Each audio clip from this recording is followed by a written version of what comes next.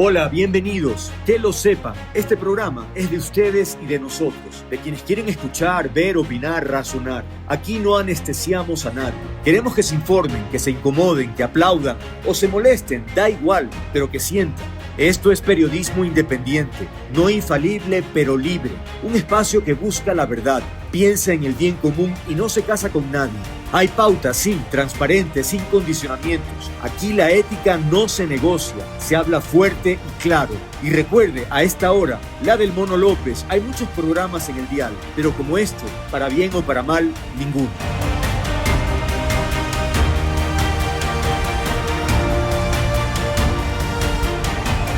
El Mono López.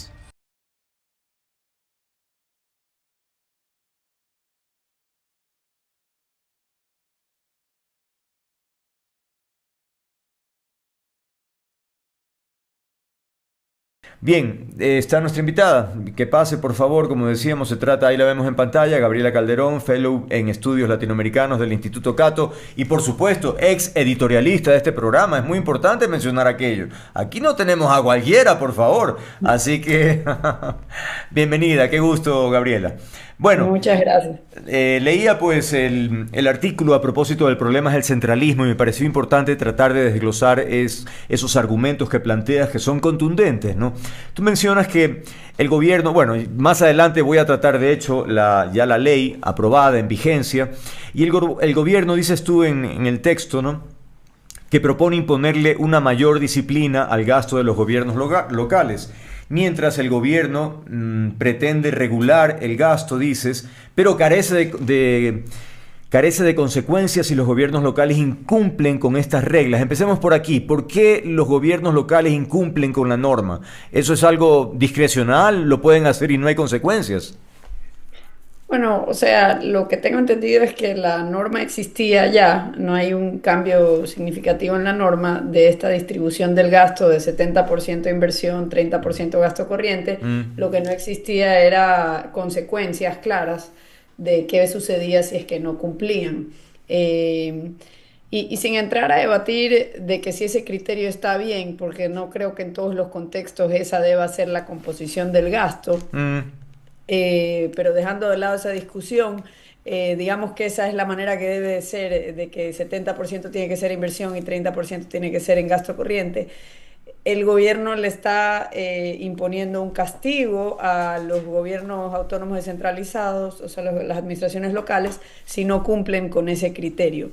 Pero esto es el burro hablando de orejas, porque ni el gobierno cumple con esa norma. De hecho, el gobierno está 10 veces más lejos de cumplir con esa norma que los gobiernos locales. Y luego me han dicho, bueno, pero es que no puedes comparar manzanas con naranjas porque el gobierno tiene competencias que demandan mucho más gasto corriente, como lo son la policía, la salud, que tienes mucho personal Claro. de profesores, policías también enfermeros, educadores, etcétera. Pero la pregunta de fondo, y por eso yo pongo el título, el problema es el centralismo, yo no pude poner el burro hablando de orejas porque de casualidad el mismo día el matemático bilingüe mandó un artículo sin que yo lo sepa con ese mismo título. Entonces le tuve que cambiar el título y el otro título era el tema de fondo, que el problema es por qué esas competencias las tiene el gobierno central, por qué esas Mm. competencias no son como en otras partes descentralizadas. O Comprendo. sea, estamos hablando de que son competencias descentralizadas en muchos países del primer mundo y lo que se da es un laboratorio de distintas soluciones a problemas del día a día y los ciudadanos votan con los pies. Ahora, ¿qué sucede? Que en otras partes, como por ejemplo en España, si bien esas, o más lo es, por ejemplo, en Alemania, esas competencias están descentralizadas, también lo están en Suiza, en Suecia. Pero en muchos casos, por ejemplo el caso de España, lo que no está descentralizada es la capacidad, totalmente al menos no está descentralizada la capacidad de recaudar. O no hay una correspondencia entre esas competencias descentralizadas y la capacidad de recaudar. Porque eso sería como que el gold standard, ese sería el ideal. Que Ahora, digamos que tú tienes la competencia, pero tú también tienes la responsabilidad de recaudar para financiar esa competencia. una pregunta tal vez que tiene una connotación política, porque resultaría una suerte de boomerang. Es decir, si yo como administrador utilizo el flujo más importante para gasto corriente y descuido lo que significan las obras, que en definitiva es lo que le espera a la gente que votó por alguien, es un boomerang. No entiendo qué ganancia puede tener un político que incumple promesas de campaña, en fin, le da mala calidad de vida a quienes votaron. Es decir, no entiendo esa parte.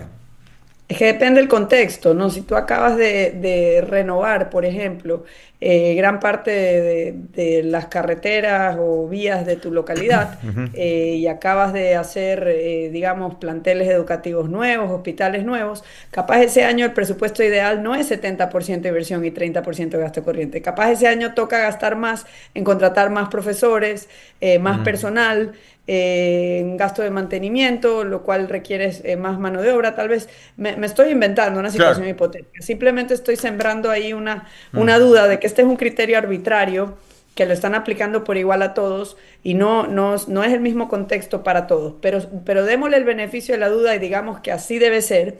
Si esa es la regla, el gobierno central no la cumple ni de lejos. Y si vamos a cuestionar quién administra mejor los recursos, yo creo que esto es una gran distracción, porque estamos hablando de los conciertos, lo que se desperdicia y derrocha en los conciertos. Bueno, ¿cuánto es el desperdicio y derroche en el IES? ¿Cuánto es el desperdicio y derroche en Petroecuador?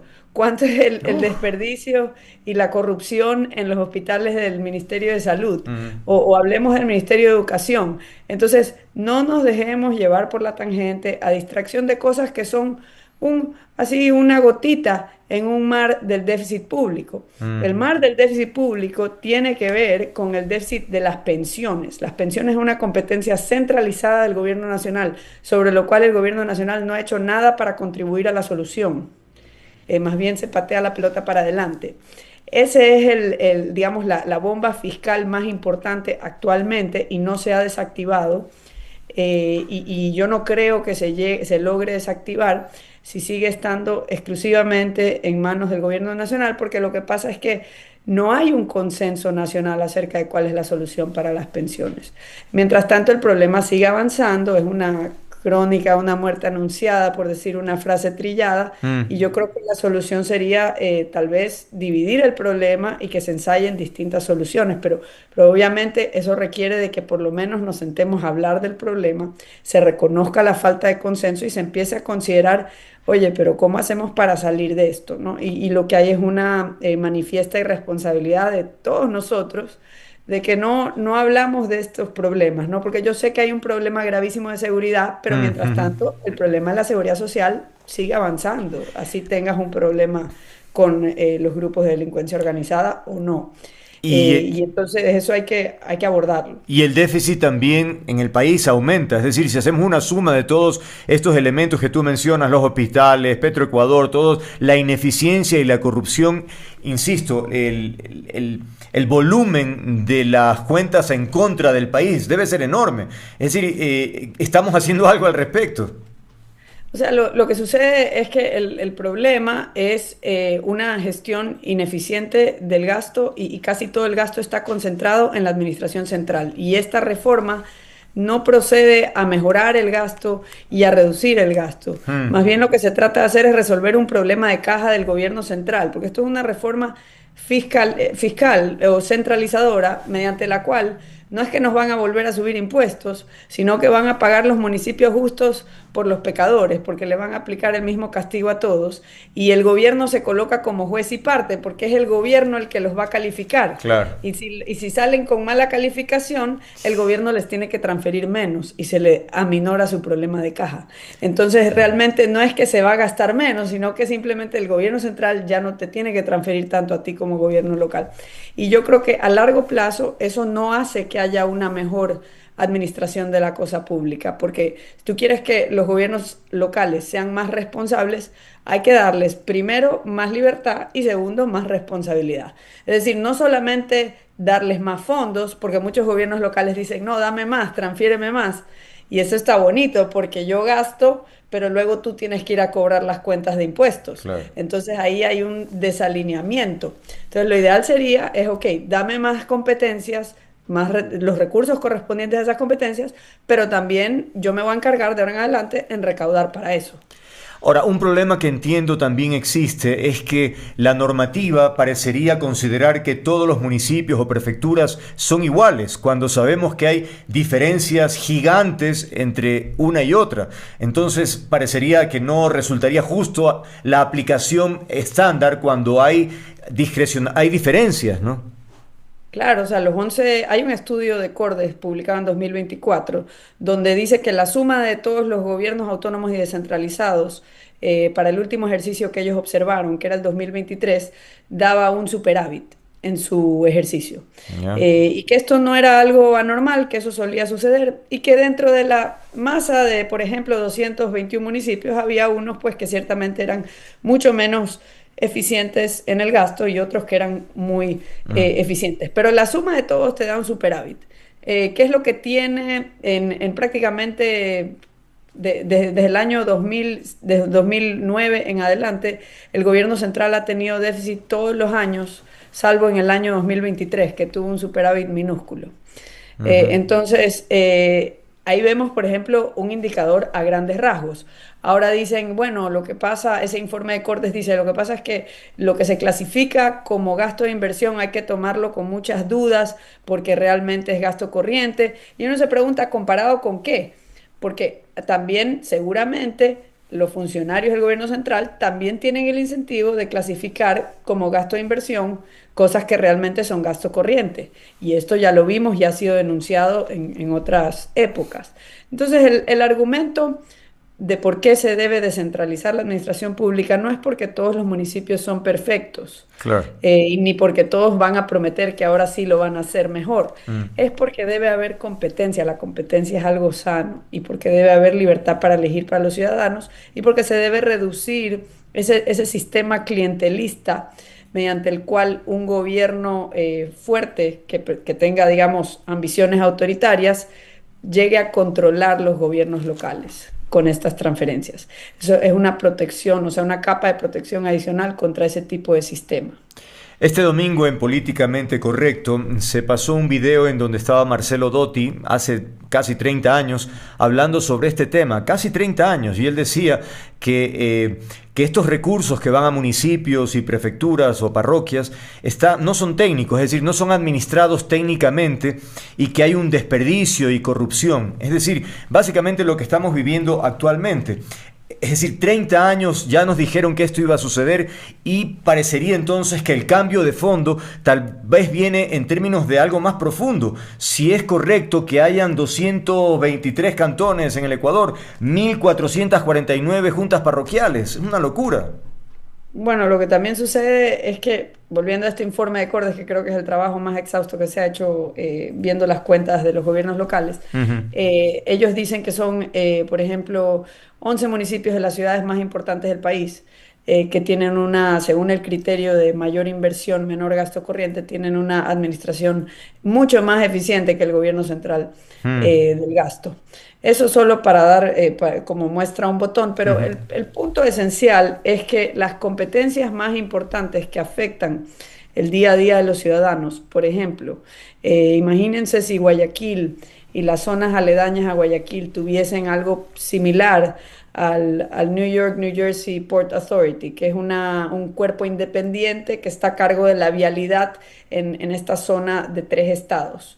Y son ellos los que autorizaron o han autorizado en el pasado la construcción de metros, puentes, carreteras que sirven a los ciudadanos que viven en estos 3 estados. Sin embargo, aquí tú decías que hace 30 años Marcelo Dotti hablaba de esto. Bueno, ya van a ser 30 años que se habla del Viaducto Sur, una obra que es muy necesaria para Guayaquil.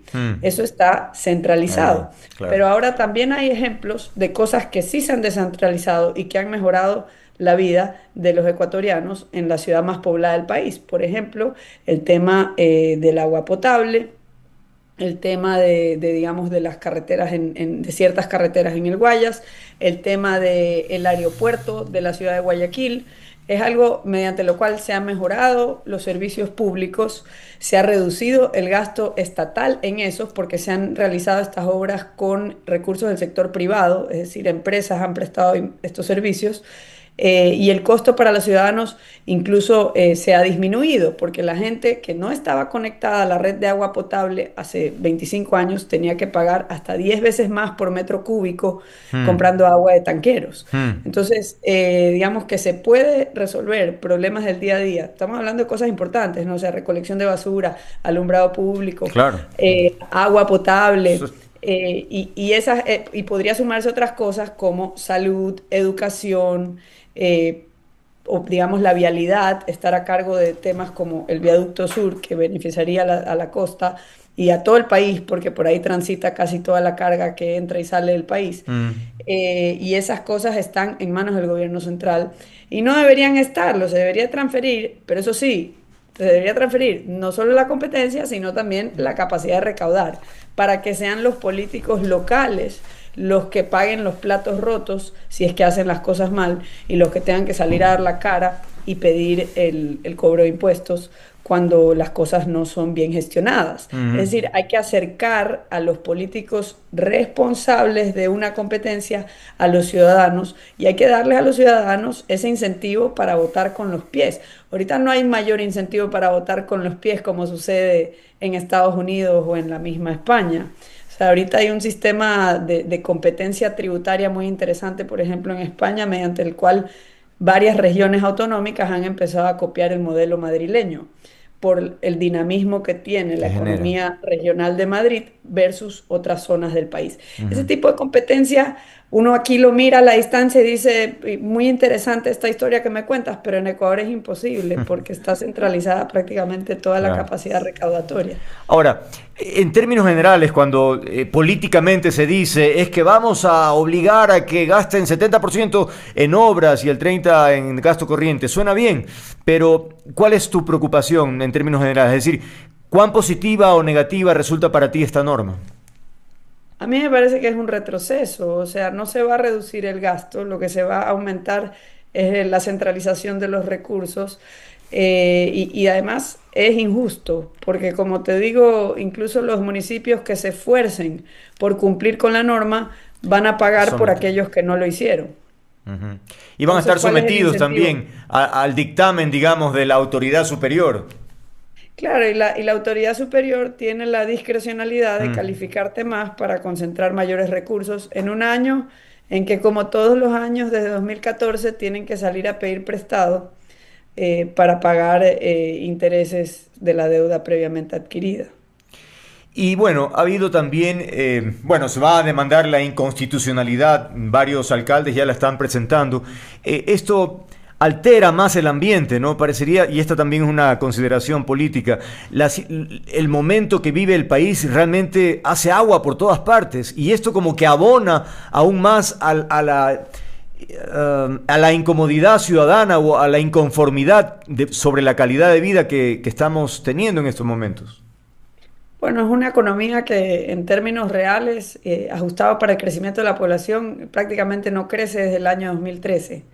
Hay problemas profundos que Mm, tienen que ver con la seguridad social, el régimen laboral, bueno, el tema de las pensiones también está relacionado al mercado laboral, ¿no? mm, Pero esto de aquí son unas grandes lastres para el crecimiento. También está esta noticia de que el país ya no es un país petrolero, que ahora ha sido ah, superado por las exportaciones de camarones claro. y de cacao y banano. Y bueno, felicitaciones para ese gran impulso de todos esos empresarios en esos sectores bollantes que miran al resto del mundo y que Ujú, a pesar de todas las trabas salen adelante. Pero la noticia, la otra cara de esa ujú. noticia es que lo que nos jala el crecimiento hacia abajo es la pésima gestión del sector petrolero y la pésima gestión del sector eléctrico. ¿Y en manos de quién está eso? O sea, porque por último, Claro. puede haber, puede haber empresas públicas que sean muy eficientes en la gestión de determinados servicios públicos, pero suele ser el caso que esas empresas públicas compiten con otros proveedores. porque es el miedo de perder al cliente lo que les hace esforzarse y ser más eficientes. En el caso nuestro, somos prácticamente el único país en América Latina que tiene el mismo sistema que tiene Cuba. Tenemos estatizada la generación, la transmisión y la distribución. En otros países por lo menos está privatizada algunas de las tres secciones Áreas. de la generación eléctrica y lo mismo sucede con el sector petrolero. Entonces el sector petrolero ha venido disminuyendo la producción de barriles promedio por día y además es un país que se autodispara en el pie porque teniendo la capacidad instalada para producir, decidimos ya no vamos a producir más. Este campo lo cerramos. Por ejemplo, Yasuní, Tetés, dice, ya aquí ya no se revienta nada, no se va a explotar el recurso que tenemos aquí. Lo mismo sucede con el potencial que hay con gas y con la minería. Y todo lo que termina sucediendo en estos casos, pues es que no solo que no creces, sino que alimentas otro rubro de negocio de Ujú. la delincuencia organizada con la minería ilegal, porque no es que si tú impides la explotación por empresas mineras de talla mundial, nadie va a explotar la riqueza minera, no, de hecho se está explotando, lo que se está haciendo es por parte de grupos informales y delincuentes. La semana anterior conversaba con Fernando Santos sobre el tema petrolero y le preguntaba justamente esto, ¿por qué atribuía él el que efectivamente el gobierno no ponga muchas ganas, digamos, a la explotación o estabilización de la situación, crítica situación del petróleo? Y él me decía, bueno, pues no le interesa definitivamente esa área, pero sí la minera. Le pregunté por qué y bueno, dice pues que el gobierno está interesado de muy cerca con el tema minero. Y eso es, tergiversa lo que significa la administración de un país que tiene que velar por todas las áreas que vayan bien, no porque me interesa más una cosa que otra. No, y el tema de la minería es similar al tema del tema petrolero y lo que hay es que no hay seguridad jurídica en torno a los contratos y por otra parte no hay unos derechos de propiedad bien definidos. En países donde las personas que viven en estas zonas rurales, que son muy ricas en recursos naturales, son personas que pueden ser dueñas de la casa que está encima, una casa que está sentada encima de depósitos millonarios de petróleo. Ujú. En otros países estas personas pasan a ser multimillonarias y ellos son soberanos sobre su derecho de ese pedacito de tierra, tanto lo que está arriba como lo que está abajo, y son libres de decidir dejarlo bajo tierra o decidir explotarlo Ujú. negociando estos derechos, ¿no? Ujú. Aquí lamentablemente y para mí es llamativo que los líderes políticos que dicen representar a estas comunidades nunca piden ese derecho de propiedad, porque podrían ser ellos, en lugar del gobierno nacional del Ecuador, quien esté negociando con grupos internacionales que desean que eso se Mm, mantenga bajo tierra para cuidar la biodiversidad, o con empresas que quisieran explotar esos recursos de una manera, por supuesto, pues legal y de acuerdo a claro, las claro. regulaciones. Claro, interesante esa observación, sin duda. Cuando me competa entrevistar a alguno de ellos, recordaré para ponerlo en el tapete. Por ahora es todo, Gabriela. Agradecerte por el análisis, el aporte siempre de reflexiones sobre temas tan importantes como los que hemos conversado ahora. Gabriela Calderón, miembro de estudios latinoamericanos del Instituto Cato. Que tengas una buena tarde. Gracias por haber estado aquí. Igualmente, muchas gracias. Chao, chao. Vamos a una pausa, amigos, ya venimos.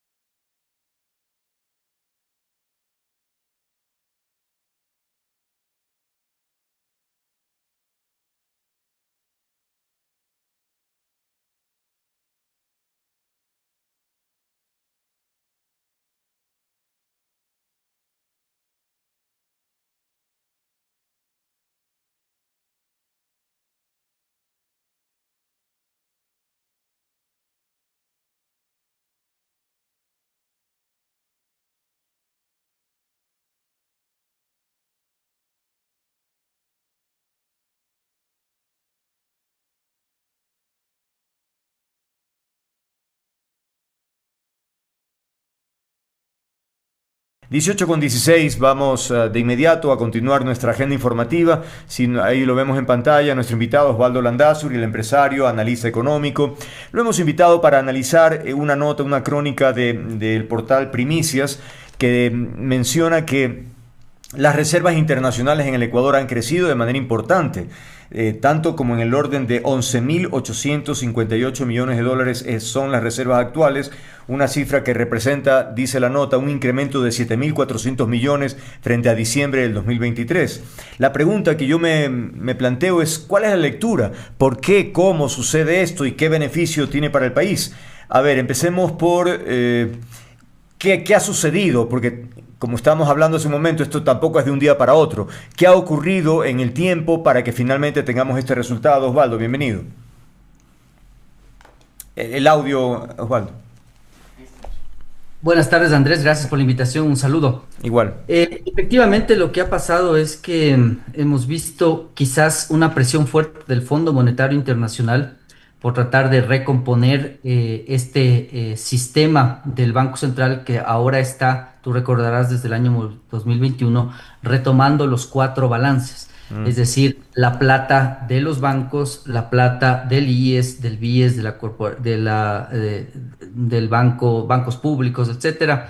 Luego los GATS es el tercer balance y hay un cuarto balance que son los resultados del propio Banco Central. Por ejemplo, cuando tienes plata en el extranjero te pagan intereses, o cuando hay compra y venta de oro y tienes algún resultado por esa compra y venta, pues al final termina siendo un ejercicio en que creo yo que el fondo ha influido bastante, el Fondo Monetario. Okay. Entonces, este último salto que tú le ves, para mí se relaciona con la última emisión de bonos. Es decir, lo que hizo el Ecuador fue emitir bonos para precancelar deuda y emitir nueva deuda.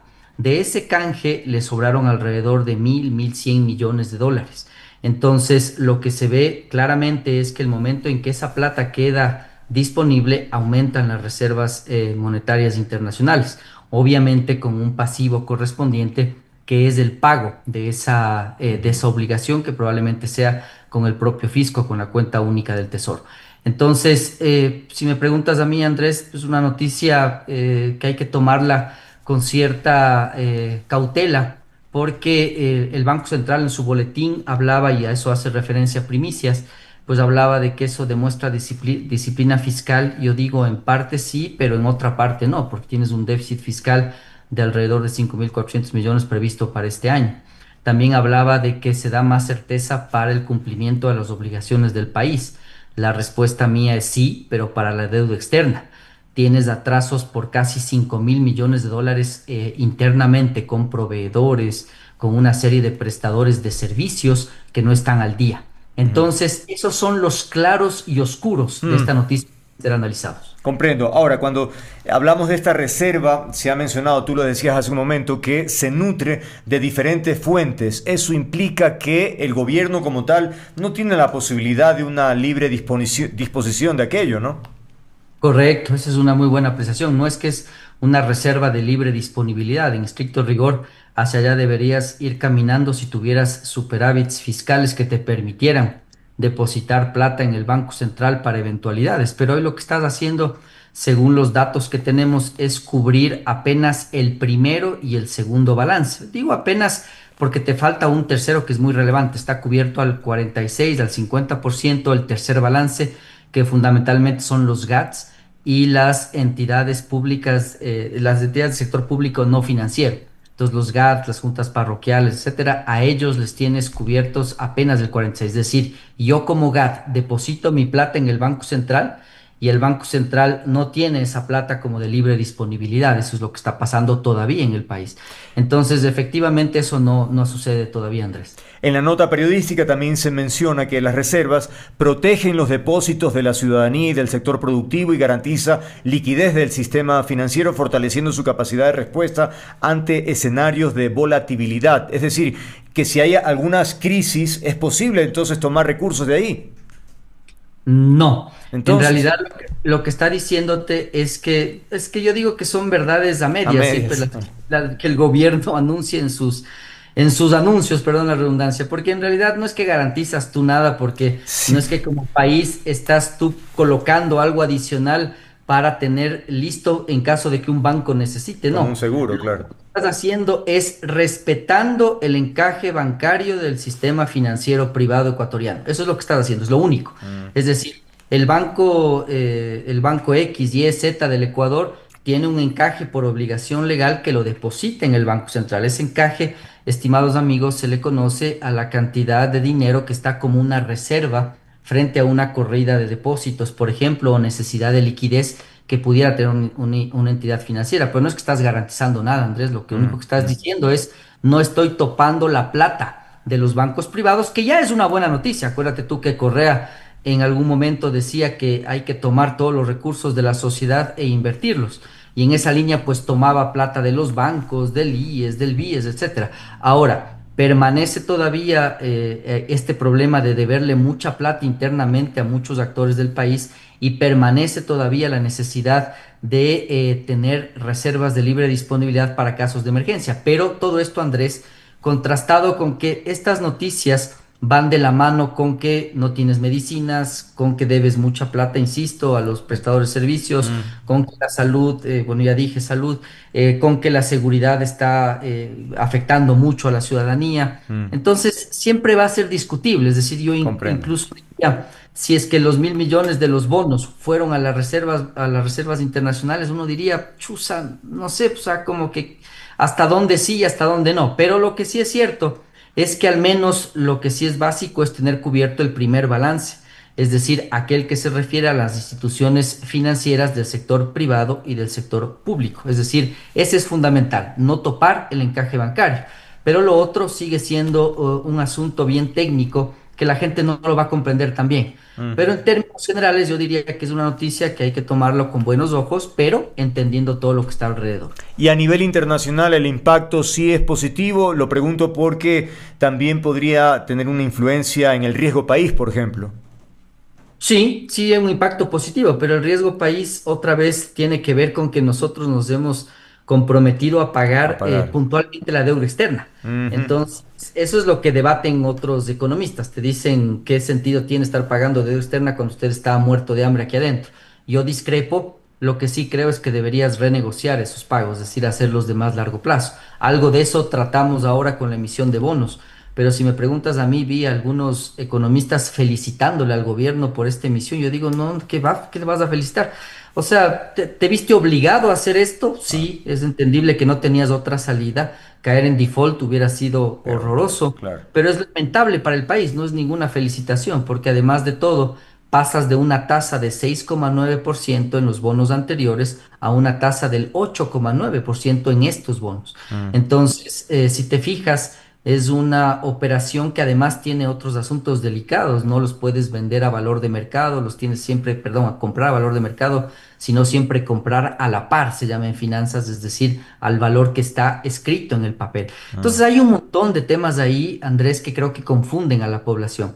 Y me parece que el gobierno también cae en este problema de por comunicar algo, comunicarlo a medias, tratando de dar buenas noticias que son en buena medida, pero que deben contrastarse con todo esto que yo estoy comentando, perdón. Revisemos entonces parte de los argumentos oficiales sobre este tema. Por ejemplo, se dice que este fortalecimiento de las reservas es fruto, dos puntos, de la disciplina fiscal del gobierno y el manejo transparente de los recursos. Yo con lo último, que sí entiendo de transparencia, digo que eso es falso. Lo de la disciplina fiscal no me voy a meter eso en tu caso, pero ese es uno de los argumentos que se plantea. No, y eso es que otra vez yo diría, disciplina fiscal con un déficit de 5.400 millones de dólares. ¿De qué disciplina estamos hablando? Cuando tú ves, por ejemplo, lo que pasaron con la entrega de bonos el año pasado a la población, es una entrega que llega casi a los 1.000 millones de dólares. Es decir, les dabas bonos a los jóvenes. Cada vez que había una elección, el presidente daba Bravo. bonos a los jóvenes, a las madres, A todo el mundo. a todo el mundo. Entonces, Policía, Fuerzas y eso, Armadas. y eso es disciplina, claro, imagínate, cuando tuviste muertos en las manifestaciones, le das un premio de deber cumplido al policía. Yo digo, hasta de forma le veo un problema a eso. Pero bueno, allá ellos.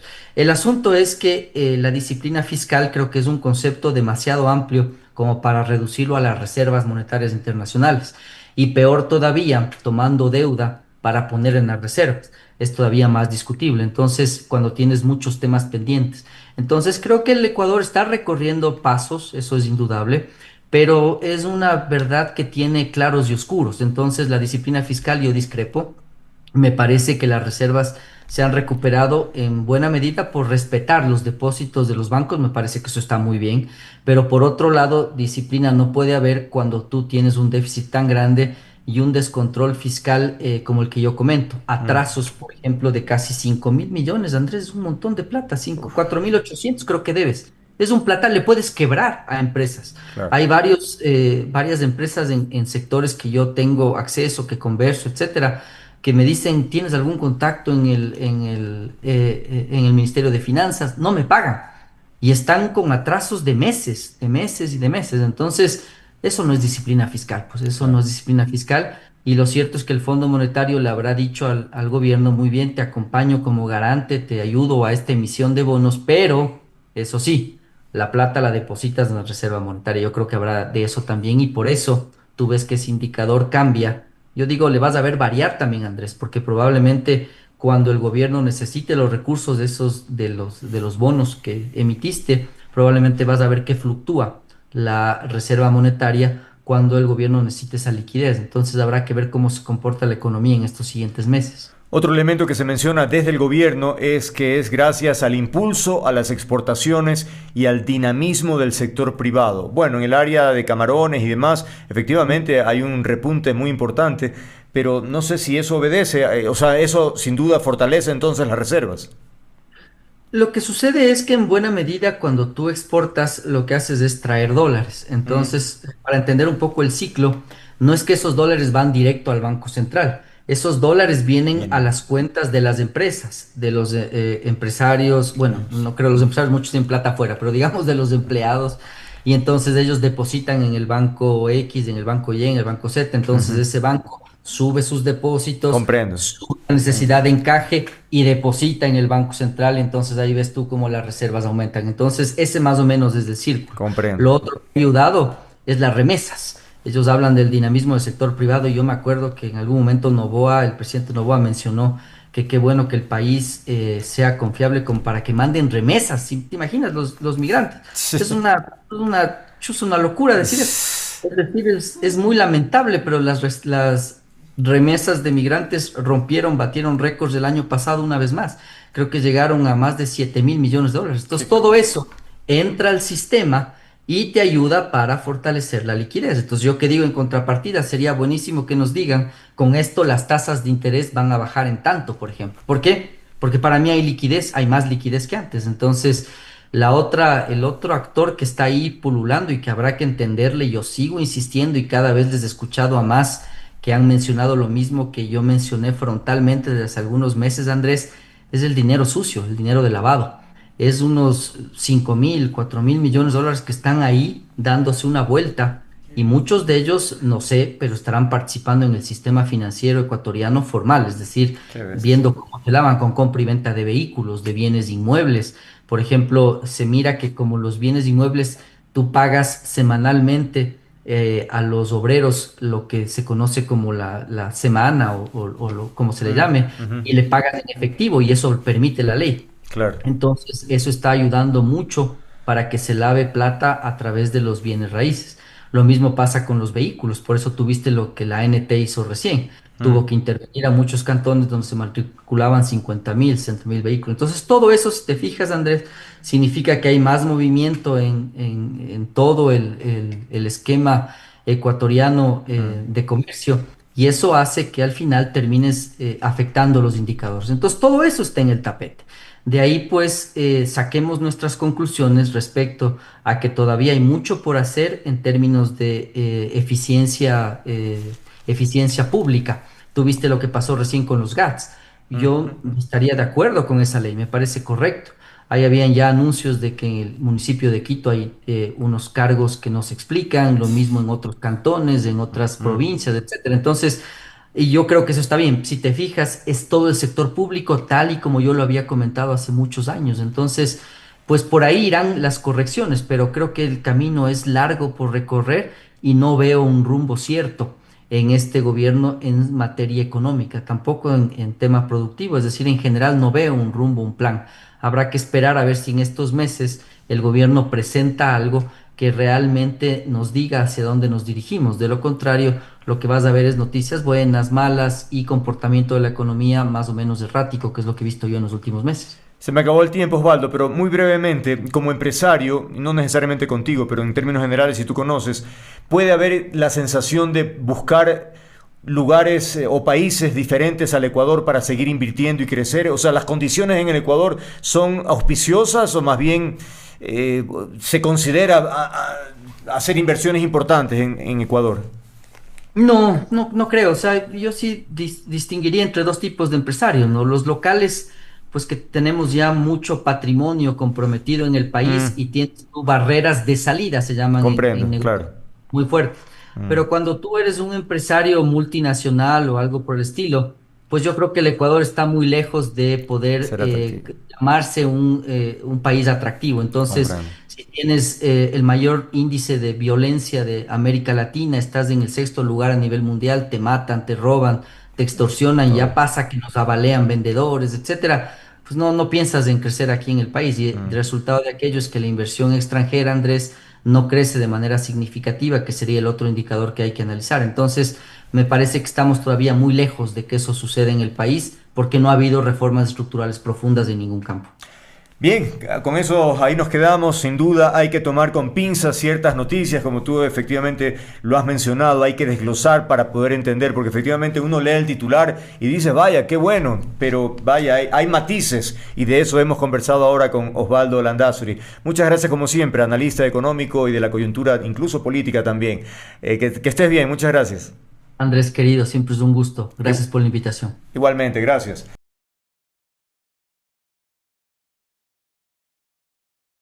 Bien, si tenemos ya a nuestra invitada, ¿me confirmas? Sí, ahí la vemos en pantalla, a quien le damos la bienvenida, Vanessa Velázquez, decía, abogada experta en temas laborales. Lo cierto es que el Ministerio del Trabajo, a través de su ministro, Harold Urbano, ha hecho una explicación porque hubo una cosa media rara, ¿no? Se filtró un documento en donde estaba la iniciativa de estas reformas laborales e incluso constaba una firma electrónica en ese documento. Sin embargo, luego el ministro salió a decir que no estaba en vigencia porque todavía sigue tratando el tema, reuniéndose con diferentes sectores para pulir el documento final. Una cosa medio extraña, no sé si suele ocurrir el hecho de que se filtre un documento en redes sociales en donde consta la firma del ministro diciendo prácticamente que ya estaba en vigencia. Pero bueno, lo cierto es que de momento todavía no, se está trabajando y elaborando, digamos, consensos. ¿De qué se trata esto? Bueno, se dice en términos oficiales que la propuesta permite jornadas de hasta 10 a 12 horas diarias, compensando las horas suplementarias con días de descanso, manteniendo el límite de las 40 horas. ¿Cuál es su primera lectura, Vanessa? Bienvenida, gracias por estar aquí. Hola Andrés, buenas tardes con quienes nos ven y nos escuchan. De verdad, este tema de que se pueda filtrar un documento firmado con el que se deja sin efecto y se deroga un acuerdo ministerial anterior y que además dice que entra en absoluta vigencia a partir, ni siquiera requiere de publicación en el registro oficial, sino solo a partir de su suscripción, sí nos llama la atención. Sí, ¿verdad? La verdad es que yo creo que el Ministerio de Trabajo atendió esta preocupación de los sectores. Y no voy a decir únicamente que se trata del sector de los trabajadores, porque creo que hay muchos empleadores que ni siquiera logran entender la pertinencia y la necesidad de hacer este tipo de cambios. Yo creo que el tema va más allá, Andrés.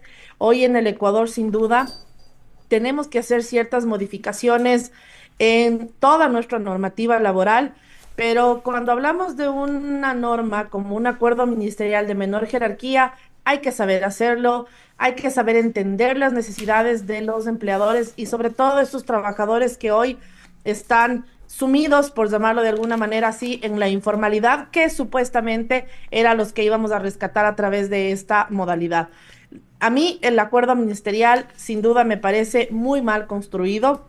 Es más, hoy por hoy está siendo pésimamente socializado, muy mal explicado, porque decirle a un trabajador, y aunque sigamos con la retórica de que solo estos 3 de 10 son los que están protegidos, pero finalmente esos 3 tienen derechos.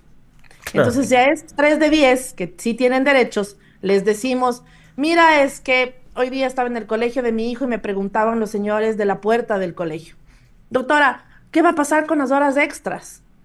Porque oímos que el ministro dice que los días que trabajamos horas extras nos van a poder dar en días de descanso. Mm. Y nosotros ya tenemos un derecho adquirido, porque en todos los otros trabajos tienen solo 15 días de vacación, pero nosotros como somos parte de un colegio, tenemos vacación cada vez que los niños se van de vacaciones. Entonces, ¿será que con eso nos van a hacer trabajar muchísimas horas extras y nos van a decir compensen con los días de descanso? Chut.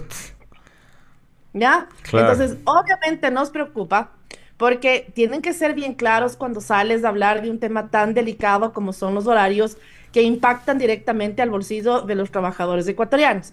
Y sin duda, Andrés, y estoy de acuerdo, y yo creo que desde todas las líneas en las que podemos promover hemos dicho, el Ecuador requiere y necesita que se hagan cambios en los horarios y que se hagan jornadas no flexibles para que terminen siendo abusivas, pero sí inteligentes y eficientes conforme hoy los trabajos requieren. Por ejemplo, se menciona, justamente por el tema de la distribución de las horas, qué sé yo, que hay actividades puntuales, la petrolera, la agrícola, el tema de los marinos, en fin, que tienen horarios evidentemente que no son de oficina. ¿Eso ameritaría entonces las consideraciones de las que estamos hablando? Por supuesto. Entonces, yo lo que quiero que se entienda es que yo tengo ejemplos como el que le voy a dar. Tengo muchas madres en varias empresas en las que nos dicen, quiero hacer una solicitud a mi empleador porque yo no quiero ir 5 días a la semana. Yo quiero ir 4. Quiero trabajar de lunes a jueves porque para mí dedicarles a mis hijos viernes, sábado y domingo me ha ayudado mucho en la dinámica familiar, dinámica estudiantil y etcétera. ¿Por qué tenemos que decir no a algo tan lógico y pedido por el trabajador? No tengo por qué decir que no. Pero otra cosa distinta, Andrés, es que me digas, vas a trabajar 12 horas y las horas extras que generes te voy a pagar, pero las suplementarias, que son las que se trabajan después de la jornada, te voy a dar en tiempo de descanso. Y si la naturaleza del trabajo que yo ejecuto nunca tiene tiempo de descanso. Claro, claro, claro, claro. ¿Verdad? Yo lo que siento es que el Ecuador necesita, la intención es buena, los empresarios están levantando la mano y diciendo queremos dar más empleo, pero ayúdennos con reglas claras. Pero esto lejos de ser una regla clara, es una regla, por decirlo menos, sombría y mal hecha. ¿Y qué pasa con ese tiempo extra? Digamos que se acumula, ¿podría buscar una otra alternativa laboral o no? Es que esa es la pregunta. Al final, si lo que tratábamos de decir es que hoy los jóvenes, por ejemplo, Andrés, quieren trabajar 4 horas con usted y 3 horas en otra empresa. Entonces, lo que se esperaba es que digan, muy bien, las jornadas van a poder ser suspendidas hasta por más de 2 horas para que tenga que reintegrarse al resto de la jornada, o pueden ser partidas y trabajadas la mitad en un trabajo híbrido presencial, la otra parte en un teletrabajo, y siempre va a operar el deseo del trabajador frente a ciertos requisitos de desempeño, desde luego, a que sea un trabajador puntual, productivo, eficiente. Algo de eso queríamos leer en este acuerdo ministerial, pero volvemos a ver que se nos olvidan temas tan importantes como los 2 días consecutivos de descanso obligatorio, Andrés.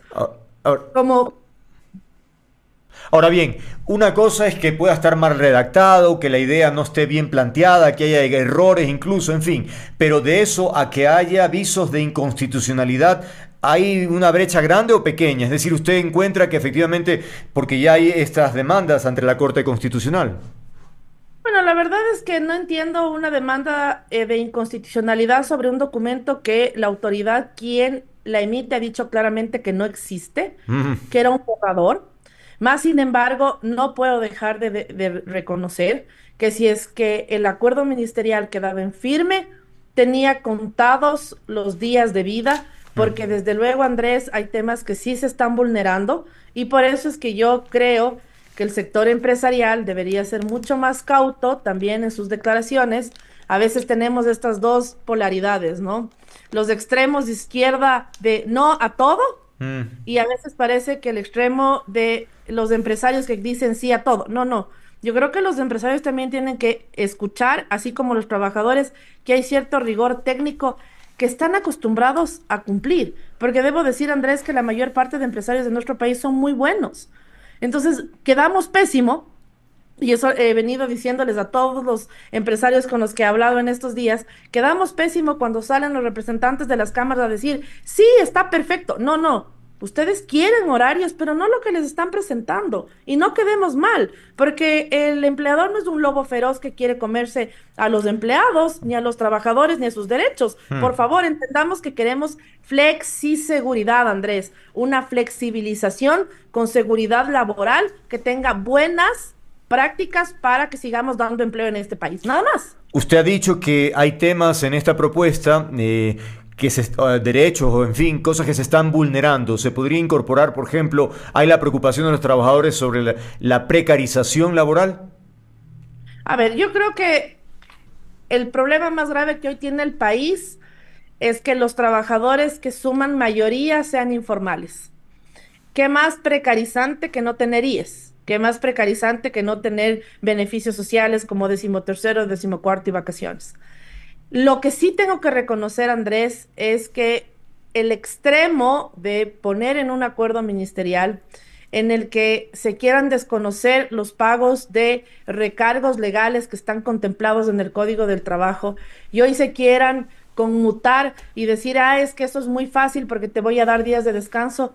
Eso solo dicho ya es inconstitucional, porque viola todos los principios fundamentales del derecho laboral que están plasmados en la Constitución y después usted tiene un código orgánico, que es el Código del Trabajo, que al final también está siendo violentado. Por ahí he leído unas 2 o 3 publicaciones de colegas que hablan de que la flexibilización de jornadas está atada a una ley como la Ley de Economía Violeta, pero no nos olvidemos que la Ley de Economía Violeta protege en gran parte el trabajo de mujeres y la flexibilización por los derechos que tenemos las mujeres a cuidar, a ser cuidadas, y nada tiene que ver con que a mí me quiten el derecho de percibir horas suplementarias extraordinarias.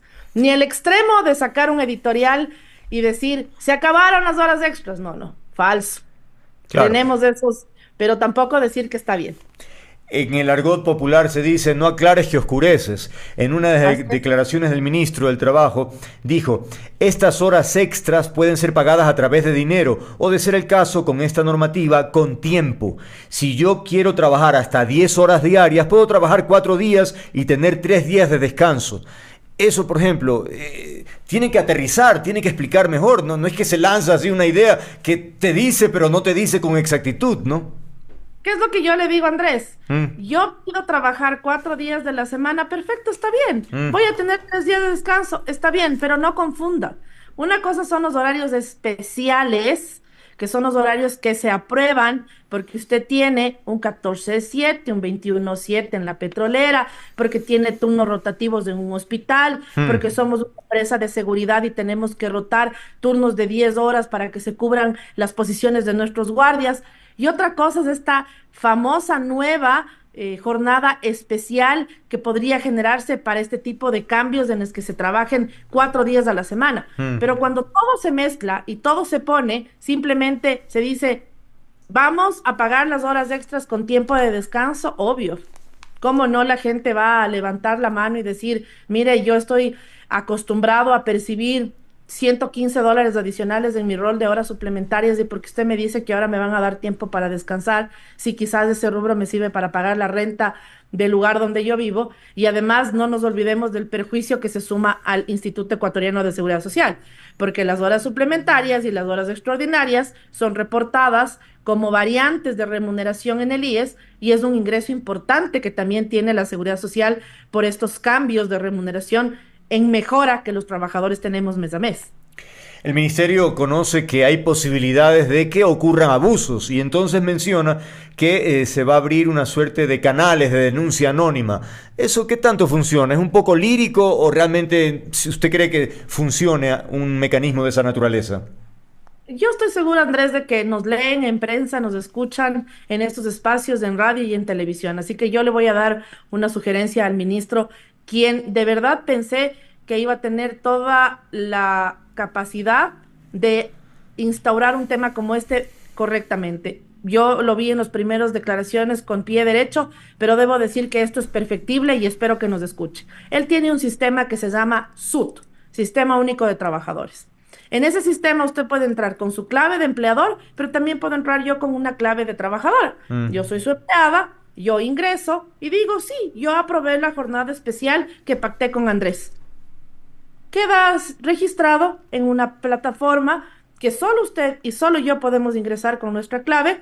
Y si mañana más tarde un inspector de trabajo quiere supervisar que usted no esté abusando de los horarios que pactó con Vanessa, simplemente entra, revisa y notifica una sanción. ¿Por qué tenemos que recurrir siempre al proceso del papelito escrito que queda guardado en el cajón de un buen funcionario, seguramente del Ministerio de Trabajo, que no tiene ningún resultado? Ya estamos en una época con absoluta vigor y vigencia de la tecnología. Creo que si habría voluntad de hacer las cosas bien, se podrían hacer. Ahora, ¿qué más plantea este acuerdo? En una crónica periodística se menciona una jornada laboral eficiente para el desarrollo. También dice va a permitir redistribuir las 40 horas semanales. Por ejemplo, trabajar 8 horas un lunes, 6 un martes, 10 un miércoles, 7 un jueves y 9 un viernes. Es decir, ahí eso es fruto del acuerdo entre las partes. Por supuesto que sí. Por supuesto que sí, Andrés, y eso pasa muchísimo. Y es lo que yo un poco les venía diciendo a mis clientes, que muy preocupados por este acuerdo ministerial nos han venido preguntando a la oficina, y ahora le digo, nada va a cambiar.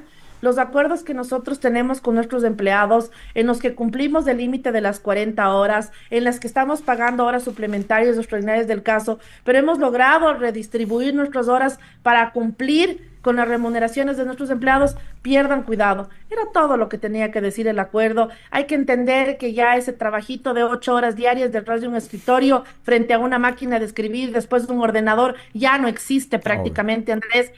Hay nuevas formas y modalidades en el mundo, pero el Ecuador siempre tiende a quedarse relegado o a hacer este tipo de disposiciones legales que no sirven, la verdad. Bien, creo que queda muy clara la exposición, las observaciones, la preocupación y las sugerencias que ha planteado nuestra invitada, Vanessa Velázquez, abogada experta en temas laborales. Muchas gracias por estar aquí. Que tenga una buena tarde. Buena tarde, Andrés. Que esté bien. Igualmente, gracias. 17:30, pausa, amigos, venimos ya.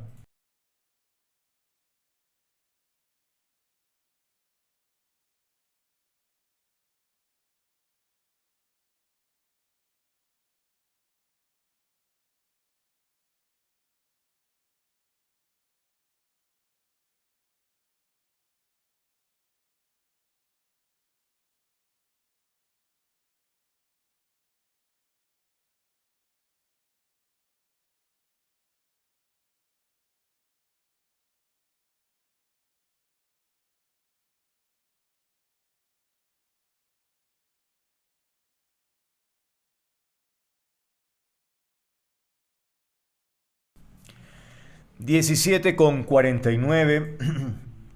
Estamos a la expectativa que ya que ingresen las dos personas. Uno de ellos ya está. Vamos a hablar nuevamente, o nos vamos a trasladar a Santa Elena, la provincia, ¿no? Es lamentable, cada vez salen más casos, porque ya me han informado sobre otros casos en donde lo que se refleja allá en la provincia es como tierra de nadie. Como que los grandes capitales económicos o de poder político son quienes deciden qué se hace con las tierras, por ejemplo. Tierras que son comunales, tierras que pertenecen a la gente de allí, a los cholos de la península, ¿no? Y a la gente que vive allí también. Es decir, tampoco es que se va a impedir la presencia de otras personas, pero siempre respetando no solo la normativa, sino las tradiciones, la cultura, en fin, todo lo que significa esa riqueza que tiene Santa Elena. Pero ya lo hemos vivido en otro tema, vamos a analizar el día de hoy otro, y hay otros que ya me están enviando para ver si los abordamos. Pero es realmente lamentable lo que está sucediendo, insisto, porque las autoridades parecen o no están interesadas o pasan un billete por ahí para que se hacen los locos y en definitiva se consagran una serie de injusticias como la que aparentemente vamos a conocer el día de hoy. Digo aparentemente porque aquí tenemos a nuestros dos invitados, pero también vamos a hacer las gestiones con un tercero, pero bueno, ya vamos a hablar de eso más adelante. Se trata de Patricia Franco. Ella es propietaria de una casa en el sector de Las Núñez, en Olón, allá en la provincia de Santa Elena, que es la que enfrenta un problema muy particular, el bloqueo de la entrada y la salida de su casa. De eso vamos a hablar sin duda con ella. Y también se encuentra Javier Lombeida. Él es activista por los derechos de la naturaleza y ecosistema. ¿Por qué lo hemos invitado a él? Porque bueno, resulta que hay un personaje que está provocando cierto malestar en la comunidad. Ya vamos a ver por qué. Bueno, primero conozcamos el caso de Patricia. Gracias por estar aquí. Yo comprendo que debe ser de todas maneras un poco difícil a veces enfrentar públicamente un tema, pero creo que hay momentos y momentos. Y bueno, cuéntenos su caso. Usted compra, aquí tengo alguna información, usted compra la casa ahí en Las Núñez en el 2011. La primera inquietud es, cuando usted compra la casa, ¿ya había este canal, este espacio de servidumbre de tránsito, es decir, para caminar, o la vía de acceso? ¿Eso existía o todavía no? Bienvenida. Hola, gracias por la oportunidad. Sí, ya estaba en el 2010, se había otorgado la servidumbre de tránsito. Ya, explíquenos qué es la servidumbre. La servidumbre es un gravamen que se le impone a un predio en favor de otro predio de distinto dueño. Ya. ¿Sí? Eso es la servidumbre, para que pueda pasar y tenga acceso a la vía pública. Ok. Porque la casa no tenía acceso a la vía pública. Ok, entonces cuando usted compra ya tenía habilitado el acceso a la vía pública. La casa es la más antigua del sector y siempre pasaron por ahí. Los anteriores dueños en el 2010 ganaron el caso y lo inscribieron luego en el registro de la propiedad. Ok, entonces todo normal hasta ahí. ¿Qué pasa cuando llega el vecino y qué pasa? ¿Cuáles fueron los primeros encuentros con el vecino?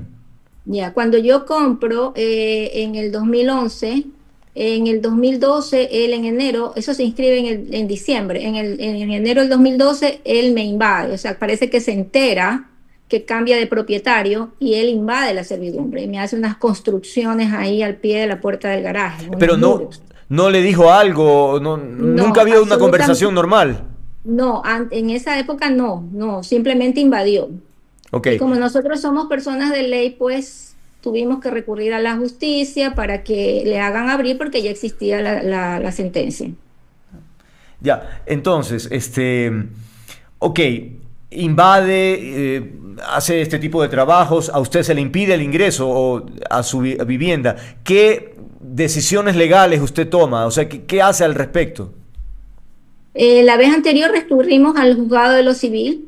Se demoraron meses en dejarme volver a entrar, pero en esa época el antiguo dueño de la casa le había pedido, sobre ese terreno de él, había pedido posesión efectiva de ese terreno, porque había estado botado y ellos lo cuidaban.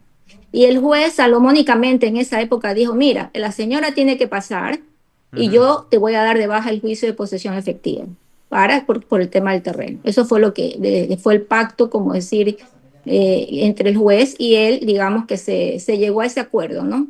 Yeah. Porque ya ese juicio estaba como abandonado, el juicio de posesión efectiva estaba como abandonado, entonces le dieron a él ya de baja ese juicio para que él tenga su terreno bien, como lo había comprado, y yo tenga el acceso, y le dijo clarito, ella tiene que entrar. A ver, entonces, listo. Esto ocurre alrededor del 2011. el 2012 fue eso. 12. Y de ahí en adelante la cosa ha ido peor.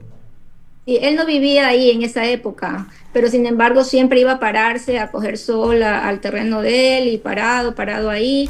Y en épocas me tumbaba la cerca de la servidumbre, amedrentó a un señor que me cuidaba la casa, pero él se retiraba por épocas y después regresaba. Pero ahora él comenzó a construir en abril del 2024, comenzó a construir y ahí sí ya me derrumbó. Todo lo que me había amenazado que me lo iba a tumbar, lo tumbó. Ya, vamos a hablar en un momento sobre eso, porque además ha construido un muro enorme, entiendo, ¿no? En los laterales de la vivienda. Pero ya vamos a hablar, se trata del personaje del que estamos hablando, es Esteban Quirola, que fue prefecto del Oro. y que es quien adquiere ese terreno. Y ahora, la presencia del señor Quirola ahí en la comunidad parece que ha tenido también otro tipo de inconvenientes. Por eso me gustaría su opinión, Javier. ¿Qué tipo de...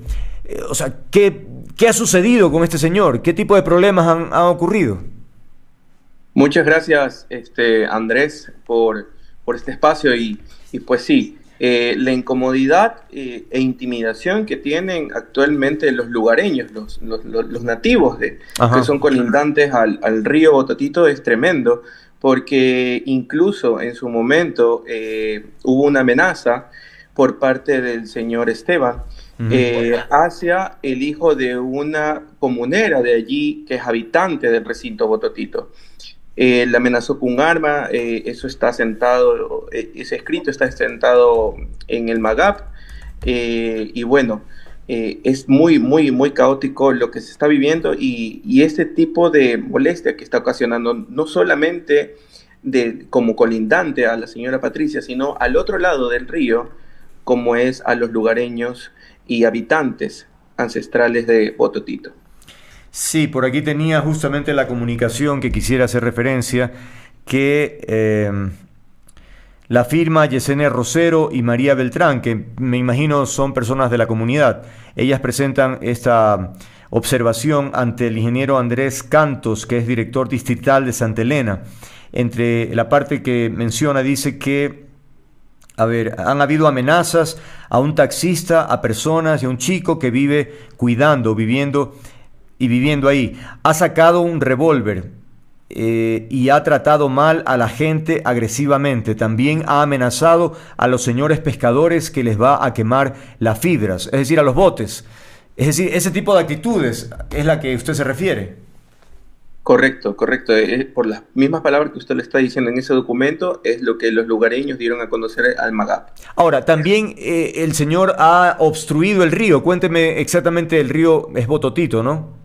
Actualmente el río se llama Bototito, la desembocadura está obstruida, está rellenada, ¿ya? Estos inicios se dieron en su momento en el 2011, 2012, ¿ya? Cuando el señor fue a rellenar el río, a poner piedras, pero la comunidad la paralizó por la unión de estas dos comunidades, valga la redundancia, que estamos hablando de la comuna de la entrada y las Núñez, San Francisco de las Núñez. Los lugareños se unieron entre estas dos comunidades para impedir el taponamiento en aquel año 2012. Nuevamente ese señor va, y no solamente va ahora a seguir con el taponamiento, sino un relleno más de lo que ya hizo. Entonces, actualmente está edificando dentro de un terreno que pertenece al río. Yo les pasé justamente los planos que consta en el municipio, cómo modificaron, cómo era antes el ancho del río y cómo lo hicieron pequeño. Entonces, cómo nació nuevamente un yacimiento allí. Y es con eso lo que se apropia, en este caso con ley, bajo una venta que le hizo el municipio de Santa Elena años atrás. El municipio es el que finalmente aprueba este tipo de cosas, que va en contra de la naturaleza.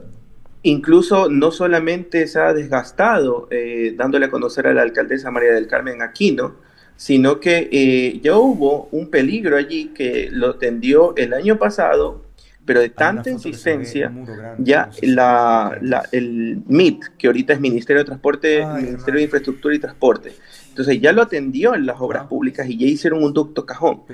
Entonces, lamentablemente, Andrés, la comunidad, y yo he estado presente ahí, hemos dado a conocer a las autoridades, pero no hay solución al caso porque ya hay una edificación dentro de la desembocadura del río donde se está desviando ahorita el cauce, que estamos en una época invernal donde se está llenando.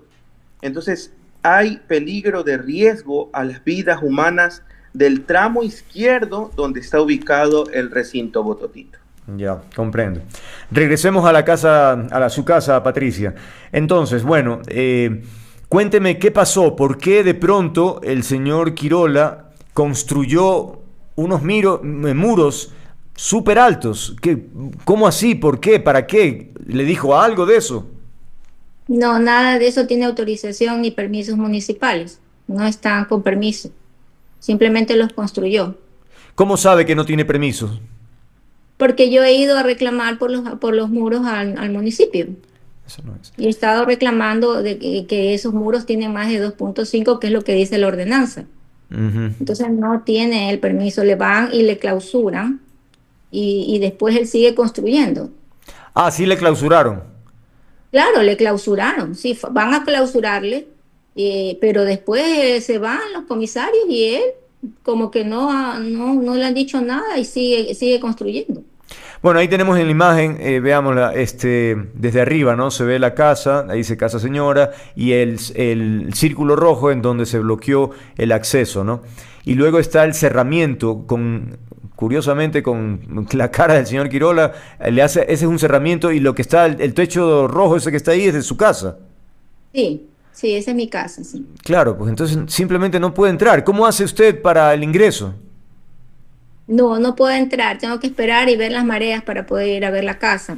Ya estuve el día de ayer ahí y converge, lo que está lloviendo, pues está el río siempre está ya casi lleno y no puedo pasar, o sea, si no es el mar es el río.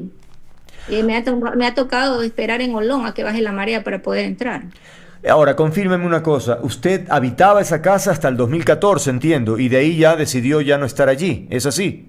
Sí, yo estaba ya viviendo ahí, sí. Pero, sí, el 2014. Pero era una molestia permanente, pues si esto viene desde el 2011. Es decir, pasó varios años con estos conflictos y ya de ahí se fue. Sí, porque él no vivía ahí, entonces era como cíclico. Aparecía, tomaba la cerca por ahí y después se iba. Como fue prefecto, todos esos años de prefectura, creo que no venía muy poco. Ya. Pero ya cuando él decide construir su casa, asentarse en el lugar, no ha parado. Comprendo. Entonces, el 2014 que usted se fue, no ha regresado, o sea, de manera permanente. Ha ido de vez en cuando, digamos. De vez en cuando voy porque la casa está abandonada. Claro. Tengo que ir a ver cómo está. De hecho, ayer pasé por ahí, ya se la ve abandonada la casa. Pero no puedo quedarme, si me quedo, obviamente, con el riesgo mío de que algo me pase si hay algún percance, algún siniestro. Alguna cuestión. Sí. Ahora, pero es que son 12 años desde que salió, digamos, formalmente. Es increíble. O sea, la justicia, en algún momento, si es que falla a su favor, tendría que provocar también una suerte de indemnización por lo que ha pasado. Es decir, deterioro de su casa, no ha podido vivir, no ha tenido acceso, en fin. Bien, vamos alternando entonces. Javier, en el caso entonces de la comunidad, ¿usted diría que hay un cierto temor, digamos, de reclamar porque hay actitudes un tanto agresivas? Correcto. La comunidad tiene miedo, pero no obstante ha solicitado incluso hasta la Defensoría del Pueblo, donde no sigue en marcha lo que es la acción de protección para la desembocadura del río Bototito. Ya. Entonces, ¿qué cree que puede suceder? Es decir, ¿no hay una organización como para que se sientan, digamos, respaldados y poder hacer prevalecer sus derechos? Correcto, no hay ninguna institución ni pública ni privada de que pueda ayudar. En este caso, los lugareños, María Beltrán es la que puso la denuncia por la acción de protección, solicitó la acción de protección en la Defensoría del Pueblo, porque estamos hablando de materia constitucional donde se está atentando a la propiedad del río, que es invendible y lo dice en la Constitución. Los recursos naturales no deben de ser vendidos. Claro. Es la protección, lo que dice la Constitución 2008, que es la protección a la Pachamama, a la madre naturaleza. Patricia, hay un video que lo vamos a poner en este momento, donde se ve, esta es una toma nocturna, vamos a ver, y para que me explique qué es y quién está manejando un tractor allí. Veamos las imágenes, un momentito.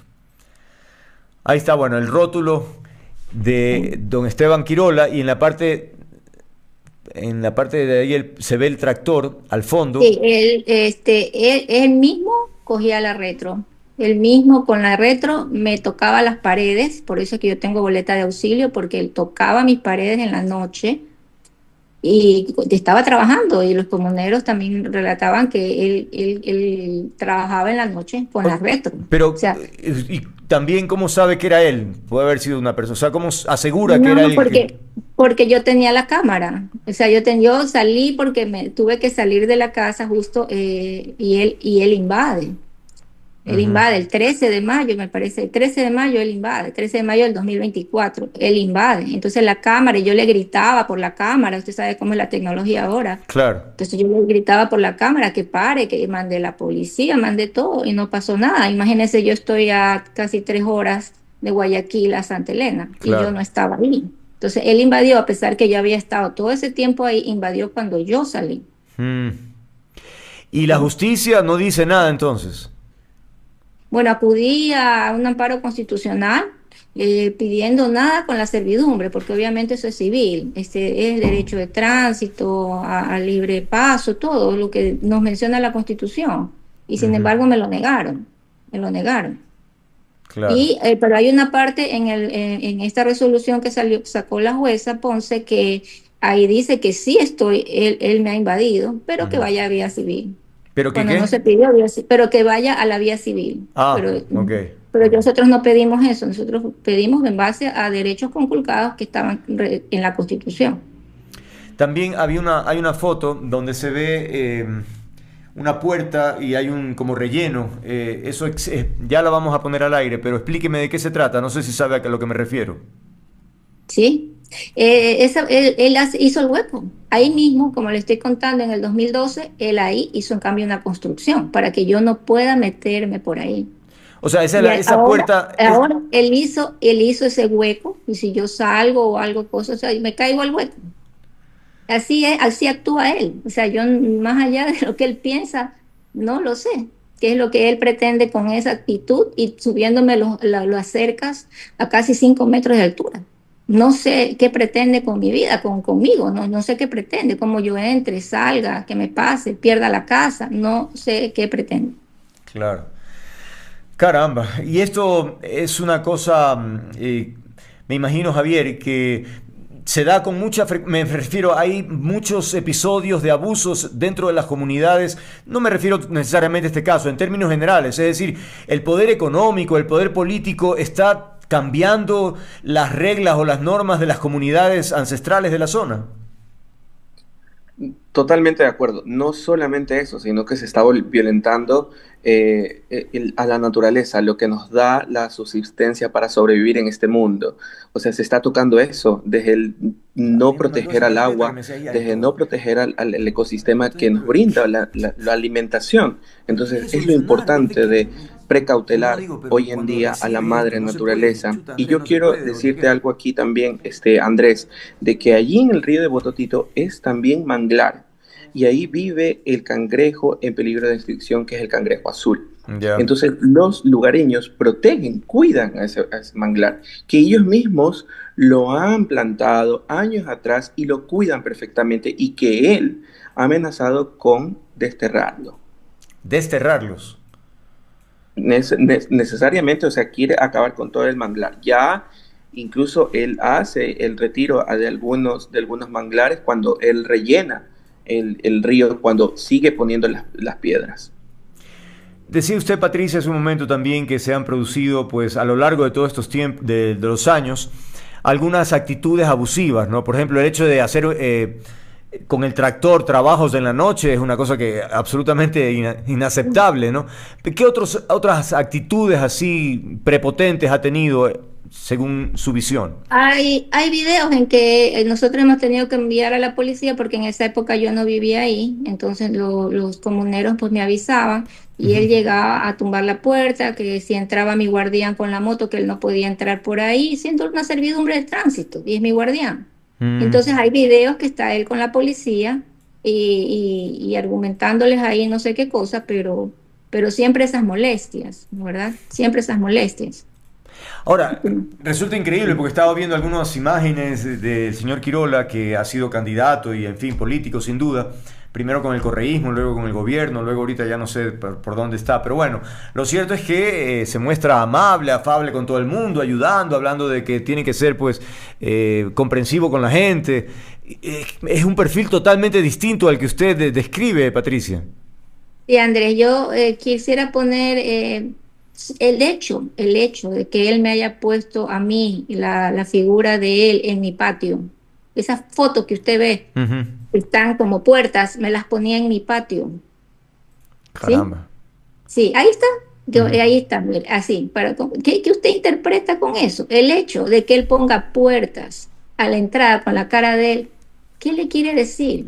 Que eso es de él Claro, claro, claro, y que claro. ahí manda él, inclusive dañando la plusvalía de la casa de una señora extranjera. ¿Quién va a comprarle la casa?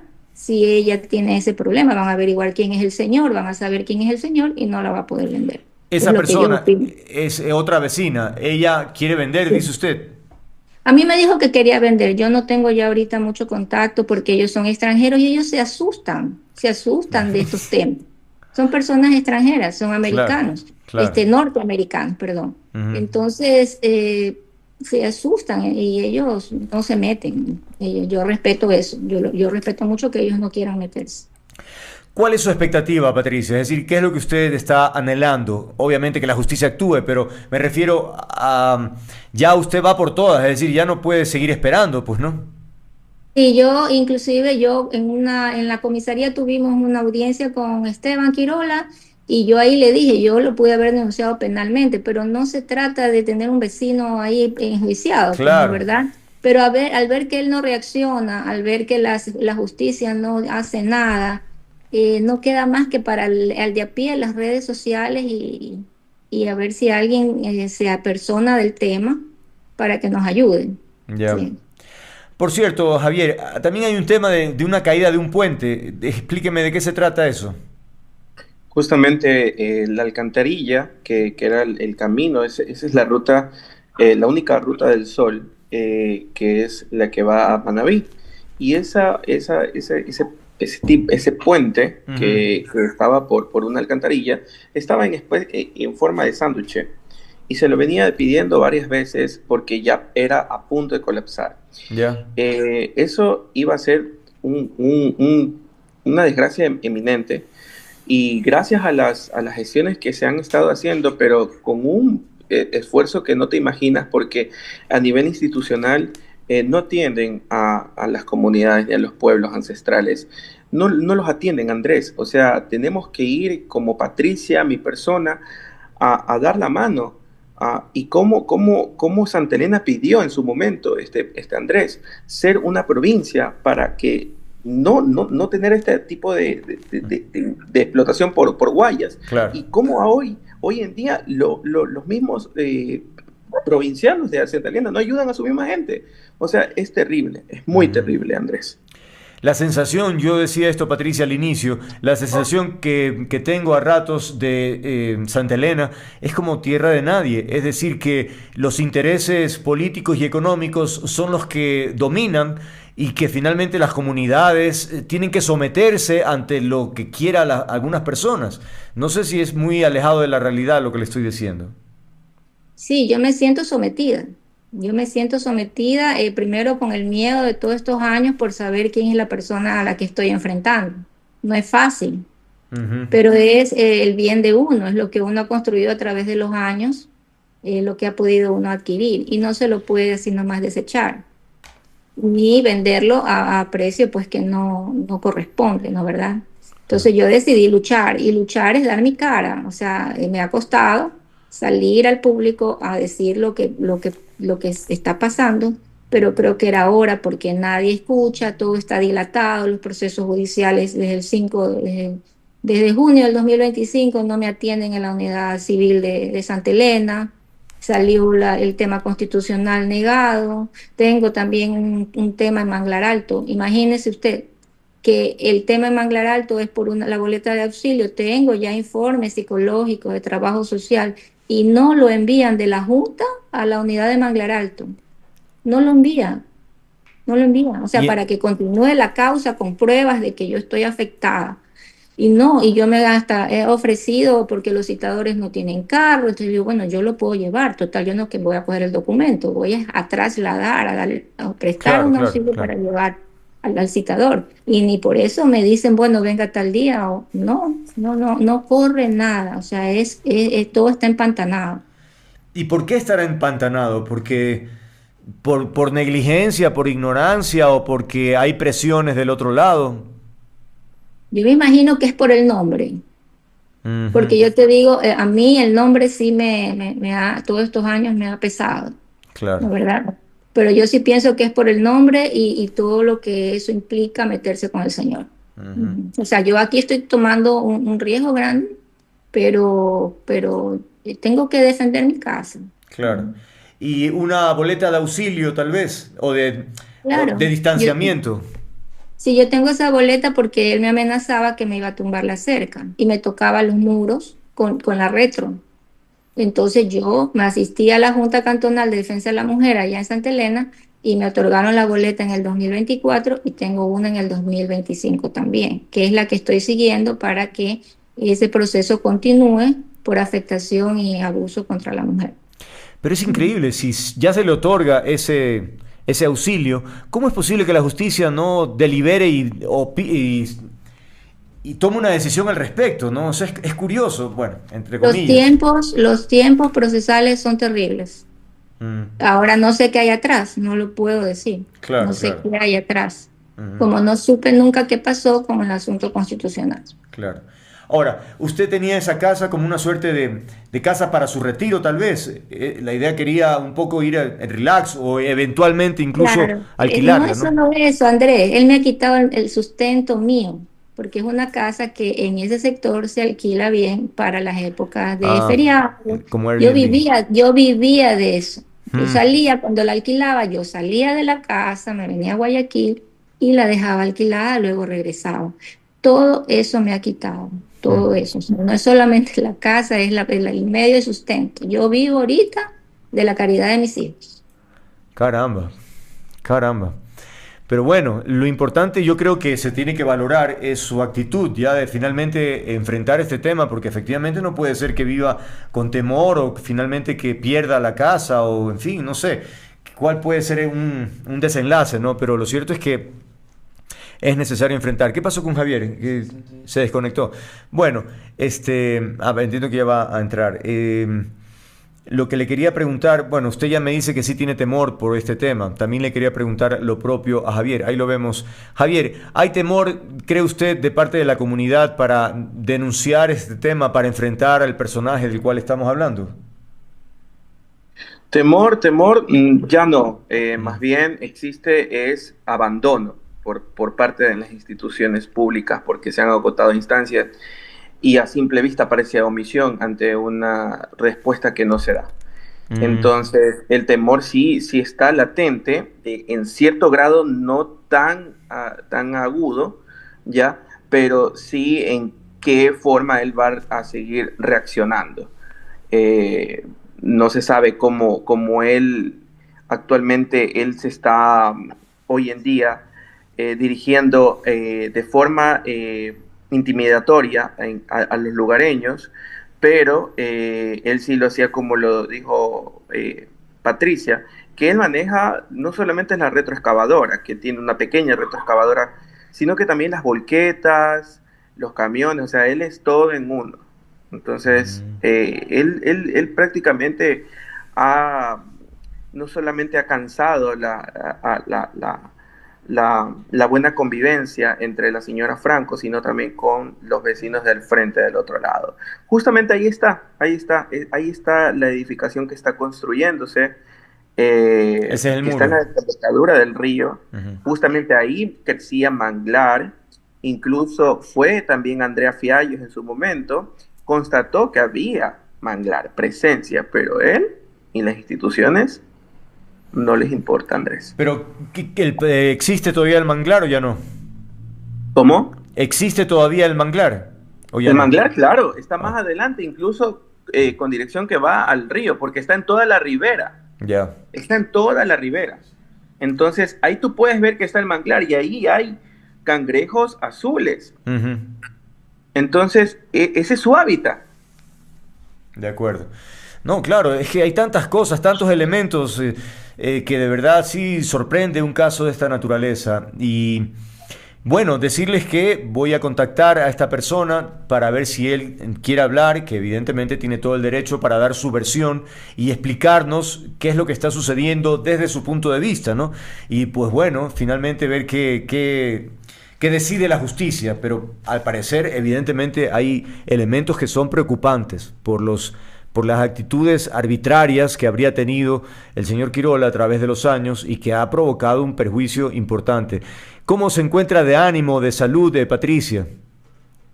Bueno, no estoy bien, no, esto es todos los días un estrés terrible, estar en estas de que tú vas y te estrellas contra la justicia, te Claro. estrellas, vas al día siguiente y no ha salido absolutamente nada, y Ujú, sigues yendo a Manglar Alto, y no, entonces es un estrés terrible, ujú, es terrible, o sea, y eso sí te afecta a la salud, sí, totalmente te afecta el ánimo, te afecta tu estabilidad, o sea, tu cuestión emocional siempre está mermada por este claro, tema. porque es algo Porque no presente. sé, exacto, no sé cuándo va a terminar, no Mm, sé. claro, claro. Aparte que le puso mucha ilusión tener esa casa para tantos proyectos personales y de pronto se ve Claro. envuelta en un desastre, ¿no? Exacto, uno como ciudadano común y corriente de a pie hace las cosas bien, que se compra su casa con trabajo, porque no es que se adquirió con trabajo esa Obvio, casa obvio. para terminar ahí mis días y resulta que me voy a vivir allá y tengo que salir corriendo porque el señor no le gusta. Increíble, la verdad. Entonces no se entiende, o sea, yo no lo entiendo. Ujú, ujú. Bueno, decirles que estaremos pendientes, voy a dar seguimiento a este caso. El próximo paso, digamos, será efectivamente intentar conversar, entrevistar al señor Quirola. Y si no es así, pues bueno, darle seguimiento de todas maneras al caso, porque considero que efectivamente no es, no es posible, no es aceptable que haya una víctima tan clara como la que hemos descrito, se ha descrito ella, y sin algún tipo de reparación, ¿no? ¿Cuál sería concretamente lo que usted esperaría de la justicia, Patricia? Yo que atiendan mi caso civil en la unidad judicial civil y que la alcaldesa me dé una mano, la alcaldesa María del Carmen, tomando el caso porque en la comisaría dijeron que no podían enviarlo, manejarlo, ¿no? Ujú. Pero ojalá ella lo pueda tratar, como revisar, ¿no? Eso es lo que yo quisiera. O sea, como una segunda instancia. Ya. Sí. La comisaría ya está agotado, ir a una segunda instancia. Sí. Lo que me preocupa de las alcaldías que tiene que el componente político siempre está presente, ¿no? Bueno, también en la justicia, pero bueno, en todo caso, es curioso que no se haya pronunciado la alcaldesa después de tantos años, o sea, desde que ella debe haber conocido este caso. Es decir, bueno, veamos qué sucede. También podría ser que intente hablar con ella, a ver qué dice, ¿no? Por ahora es todo. Agradecerles por haber estado aquí, por la entereza, la frontalidad, de denunciar lo que ustedes consideran es un episodio injusto y que hay que enmendar. Así es que vamos a ver qué ocurre más adelante. Gracias a Javier Lombeida, decíamos activista por los derechos de la naturaleza y ecosistema, y Patricia Franco, ella es la propietaria de esta casa en el sector de Las Núñez, allá al final de Olón, en Santa Elena, en la provincia, en donde tiene esta dificultad de estar imposibilitada tanto de entrar como de salir de su propia vivienda a propósito de unos trabajos inconsultos, según se nos ha dicho, que no tienen los permisos municipales y simplemente ha decidido hacerlo porque ha querido. Vamos a ver. Perdón, Andrés, y Sí. también está con sentencia ejecutoriada. O sea, es sentencia ejecutoriada, no hay apelación, no hay nada. ¿Sobre qué? Y ¿Sobre qué parte? sobre o sea, la servidumbre está dada en Ah, base a ok. un juicio. Y en el juicio se resolvió que yo pasara por esa servidumbre, por ese tramo. Es Hay decir, peritránsito, el juez otorga la servidumbre como con sentencia. ok. Y es ejecutoriada porque ya pasó el tiempo que él podía apelar, pero él decide no acatar las que manda el juez. Ok, eso está clarísimo. Entonces hay una sentencia ya ejecutoriada y él está Claro. desconociéndola. No le hace caso, o sea, Ujú. él está encima del bien y el mal, porque que uno desobedezca al juez Uf.